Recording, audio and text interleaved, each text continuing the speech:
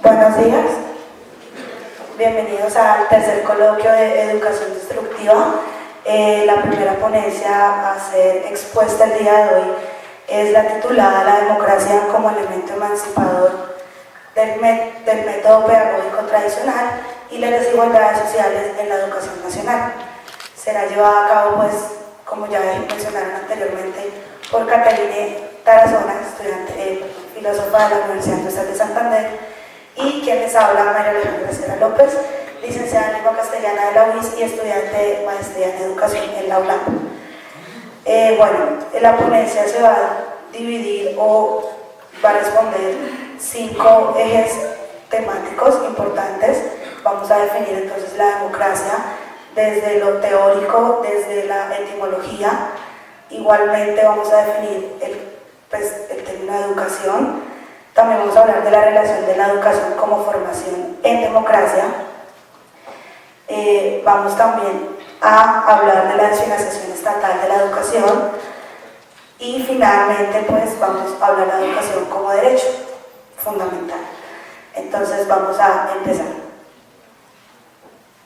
La democracia como elemento emancipador del método pedagógico tradicional y las desigualdades sociales en la educación nacional. A partir del análisis de la búsqueda incesante de una educación homogénea en cuanto a la episteme y el método pedagógico por parte del mandato que finalizó el pasado 7 de agosto del presente año y del gobierno de turno, de este último se puede deducir por las propuestas del plan de trabajo en el que atañe la educación. En la presente ponencia se pretende desarrollar como eje temático de qué forma la democracia no solo puede observarse como un sistema de gobierno, sino como una posibilidad de participación activa en la construcción de un sistema educativo que se ajuste a las realidades socioculturales de una población determinada con propósito de superar la pedagogía tradicional y orientado a contrarrestar las desigualdades sociales. Así, es habitual encontrar que el término democracia se relacione de manera estricta en el panorama de la política. Un ejemplo de ello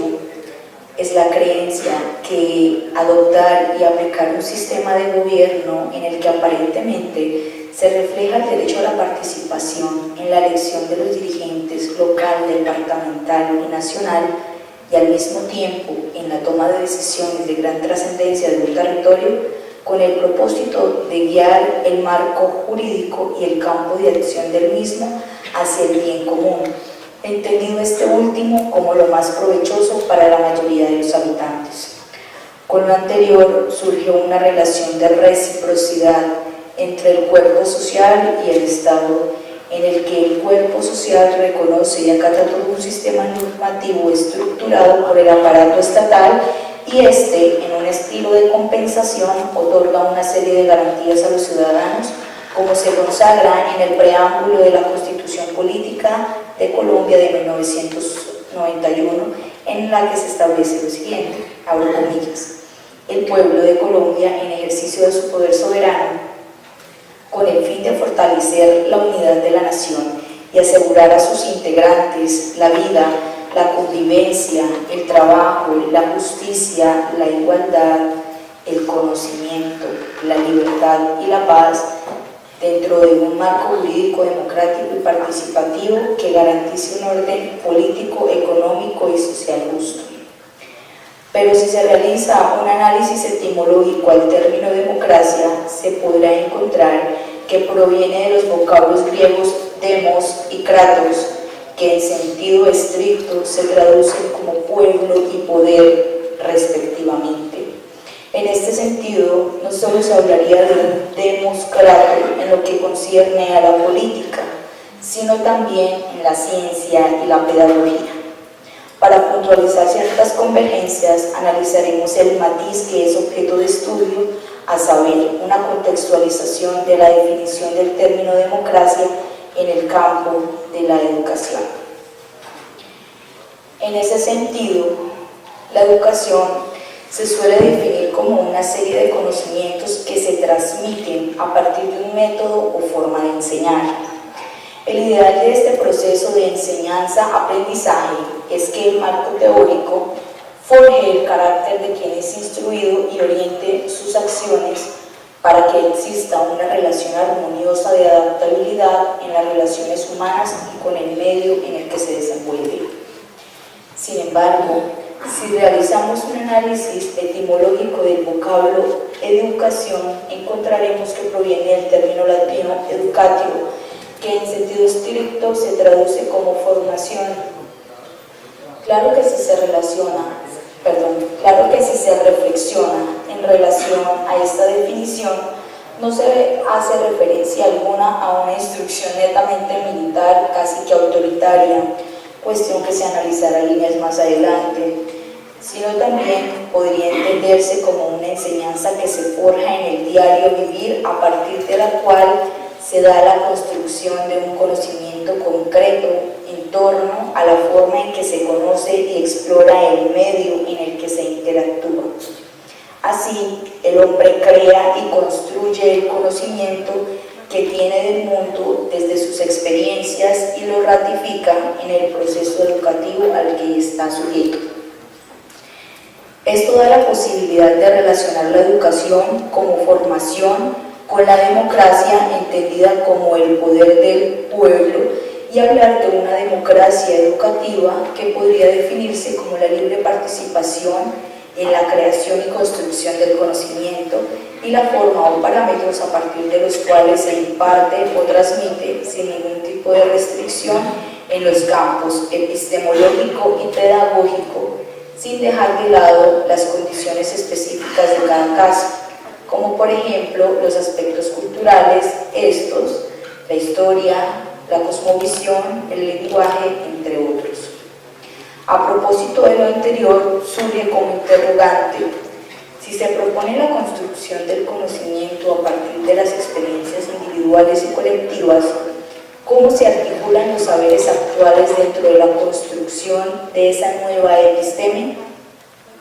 En respuesta a dicha cuestión, podría observarse que este conocimiento,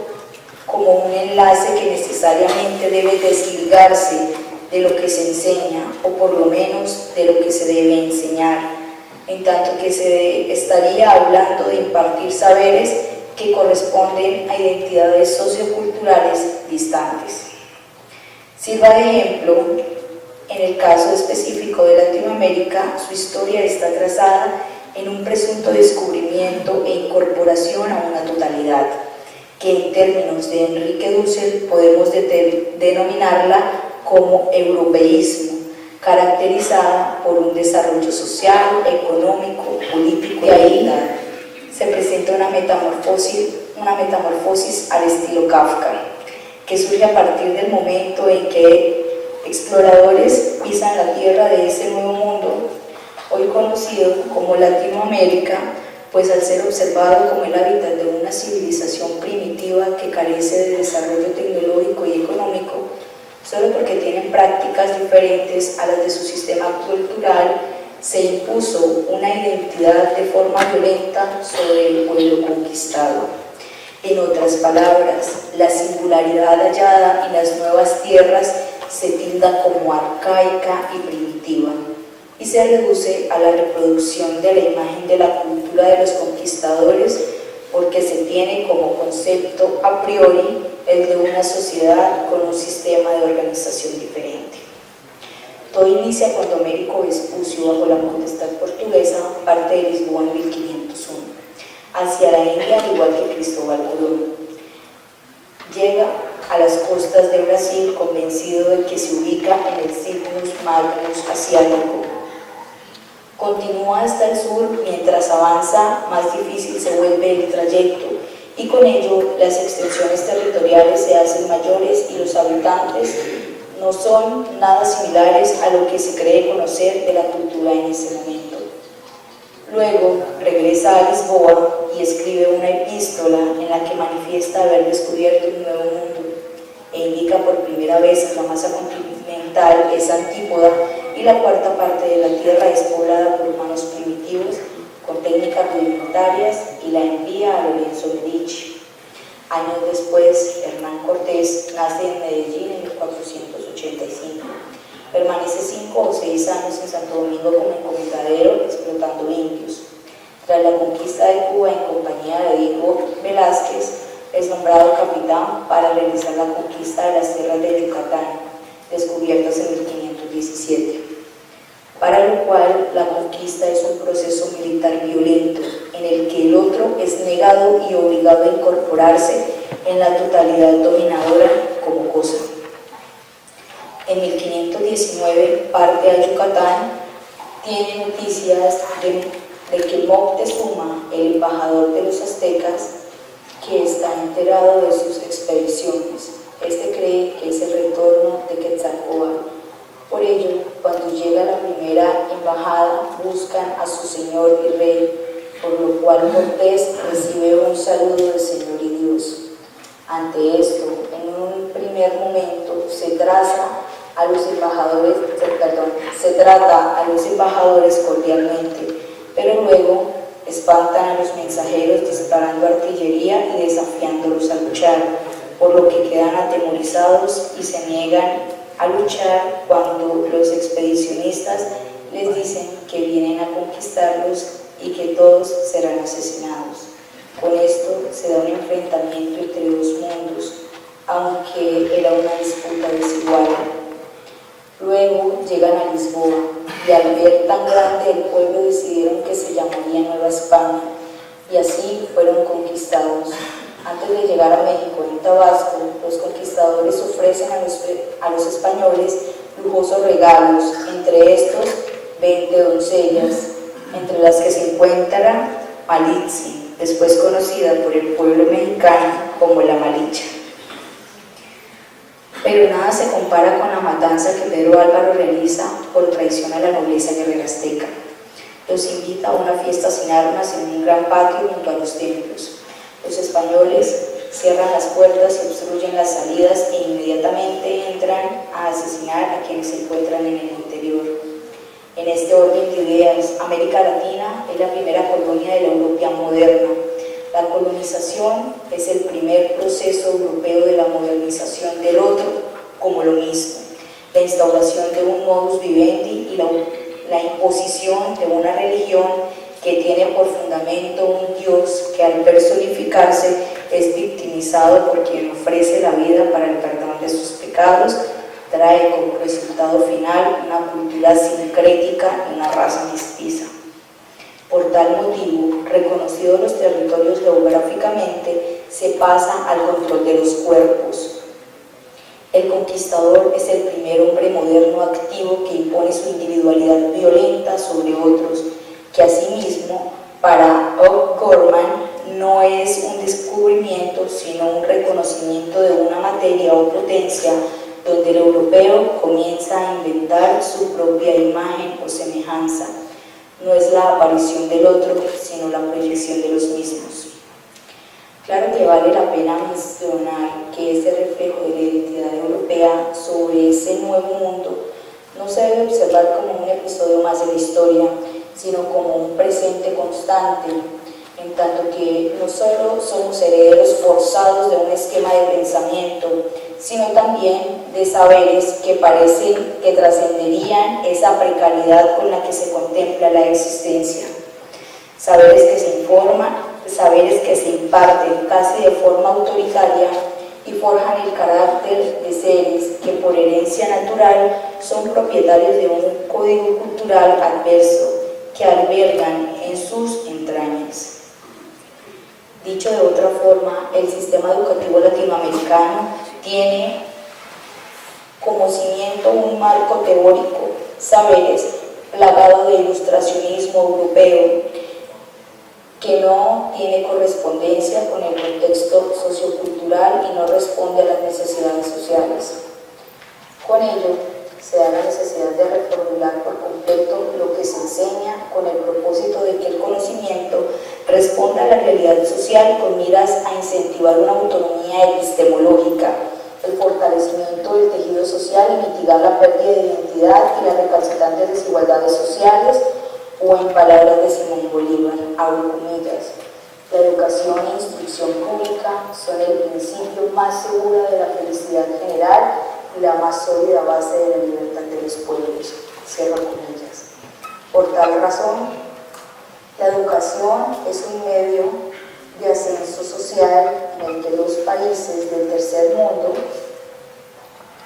que permite conocer panoramas multiculturales y formar seres políticamente responsables, conscientes de su sociedad, del ambiente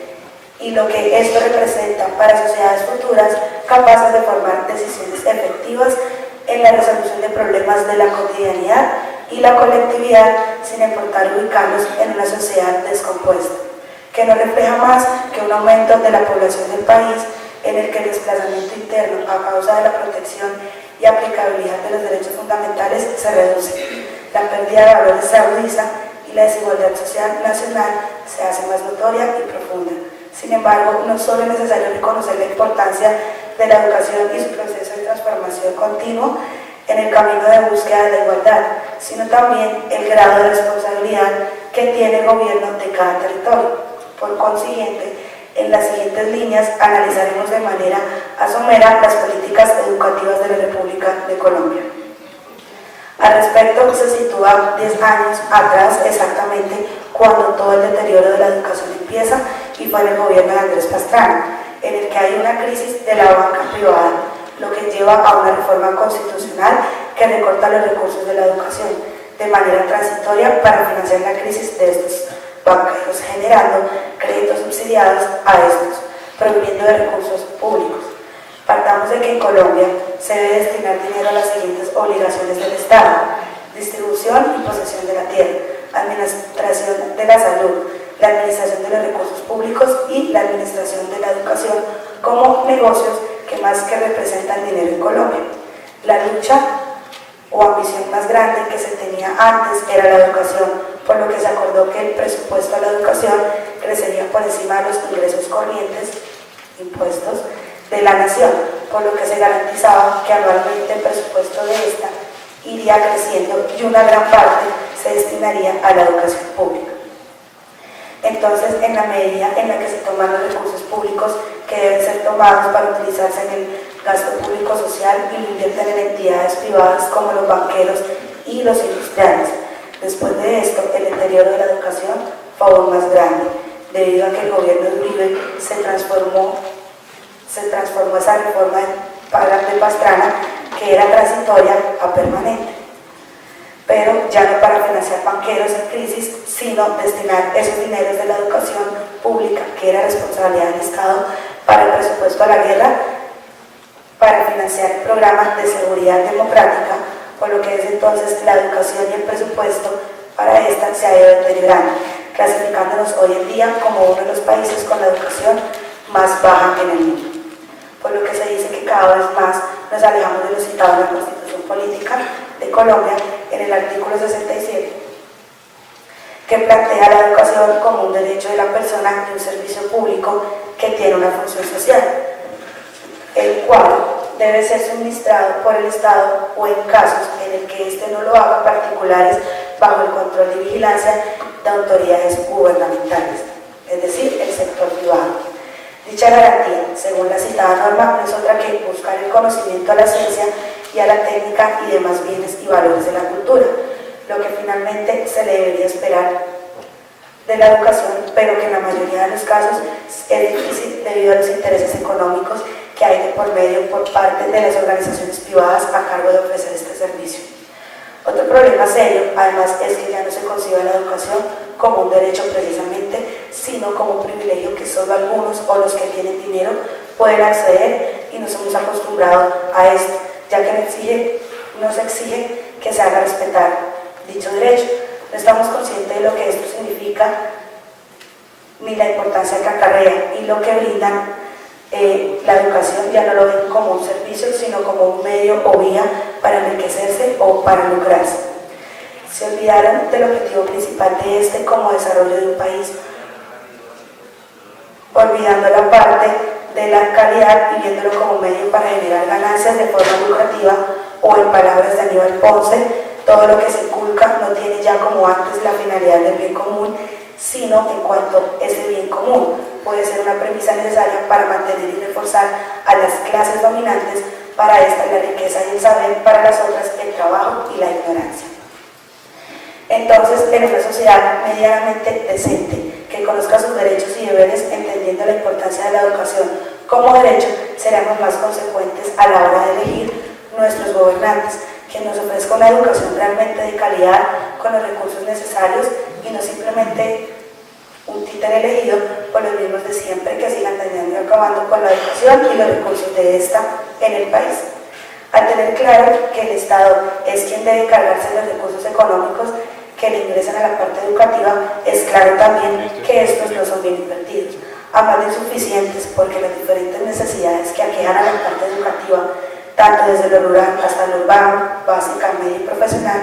no dan abasto para ser suplidas. Lo anterior debido a que estos recursos no siempre son invertidos en la educación en su totalidad, ya sea porque solo se invierte una parte comprando materiales económicos de pésima calidad y haciendo escuelas que no terminan entregando o que por lo contrario entregan en condiciones inhumanas. Si bien es claro, este mismo Estado se ha encargado además de crear políticas en las que la tasa de deserción escolar en algunos años baje, brindar más cobertura, además de prestar más atención a la primera infancia con profesionales a cargo, y es precisamente a estas políticas a las que se han dirigido los recursos económicos de la educación y a la que el Estado le apuesta cada año, pero como se mencionó anteriormente, no son invertidos de forma correcta o no son necesarios. Con relación a las anteriores líneas, se evidencia que no solo hay un vínculo con una herencia forzada, como se mencionaba al inicio, en el quehacer pedagógico, lo que se enseña y cómo se enseña, sino también a un sistema educativo rudimentario. Por eso se da la necesidad de la tan mencionada democracia educativa, en la que se participe de forma activa en la construcción del conocimiento a partir de las necesidades sociales y culturales, con el fin de mitigar las desigualdades sociales, dejando de lado los intereses monetarios particulares que reflejan en la disminución del presupuesto que el Estado invierte anualmente al área de la educación.